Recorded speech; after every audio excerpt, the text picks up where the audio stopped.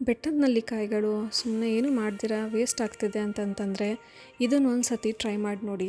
ಮಕ್ಕಳು ಹೋಗ್ತಾ ಬರ್ತಾನೆ ತಿನ್ಕೊಂಡು ಹೋಗ್ತಾರೆ. ಇದನ್ನೆಲ್ಲ ಸ್ವಲ್ಪ ತೊಳೆದಿಟ್ಕೊಂಡು ಸಣ್ಣ ಸಣ್ಣದಾಗಿ ಹಚ್ಕೊಂಡು ಬೀಜನ ಸಪ್ರೇಟ್ ಮಾಡಿ ಒಂದು ತಟ್ಟೆನಲ್ಲಿ ಇಟ್ಕೊಳ್ಳಿ. ಇದರ ಮೇಲೆ ಚಿಟಿಕೆಯಷ್ಟು ಉಪ್ಪನ್ನು ಉದುರಿಸ್ಕೊಳ್ಳಿ.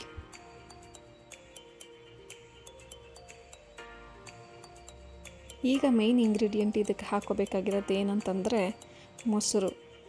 ಒಂದೇ ಒಂದು ಟೀ ಸ್ಪೂನ್ ಅಷ್ಟು ಮೊಸರನ್ನ ಮಾತ್ರ ಹಾಕ್ಕೊಳ್ಳಿ. ಅದಕ್ಕೆ ಸ್ವಲ್ಪ ಬೈಂಡ್ ಆಗೋ ಥರ ಮಾತ್ರನೇ ಇರಬೇಕು, ಹೆಚ್ಚಾಗಬಾರ್ದು. ಅದನ್ನು ಹಾಕಿ ಚೆನ್ನಾಗಿ ಮಿಕ್ಸ್ ಮಾಡ್ಕೊಳ್ಳಿ. ಮೊಸರು ಸ್ವಲ್ಪ ಲೈಟಾಗಿ ಹುಳಿ ಬಂದಿರಬೇಕು, ಹಾಲು ಇರಬಾರ್ದು. ಇದನ್ನು ತಟ್ಟೆಗೆ ಹರಡಿ ಚುರುಕು ಬಿಸಿಲಲ್ಲಿ ಅರ್ಧ ದಿನ ಒಣಗಿಸ್ಕೊಳ್ಳಿ.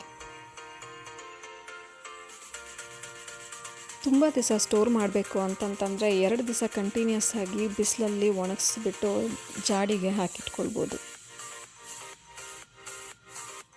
ಇದನ್ನು ಉಪ್ಪಿನಕಾಯಿ ಥರ ಊಟದ ಜೊತೆಗೆ ತಿನ್ನೋದಕ್ಕೆ ಇಷ್ಟ ಆಗುತ್ತೆ ಅಂತ ಹೇಳಿ ನಾನು ಅರ್ಧ ದಿವಸ ಮಾತ್ರ ಬಿಸಿಲಿಗೆ ಇಟ್ಕೊಂಡು ಬಳಸ್ಕೊಳ್ತೀನಿ. ಮತ್ತೆ ಇನ್ನೊಂದು ವಿಡಿಯೋನಲ್ಲಿ ಸಿಗೋಣ.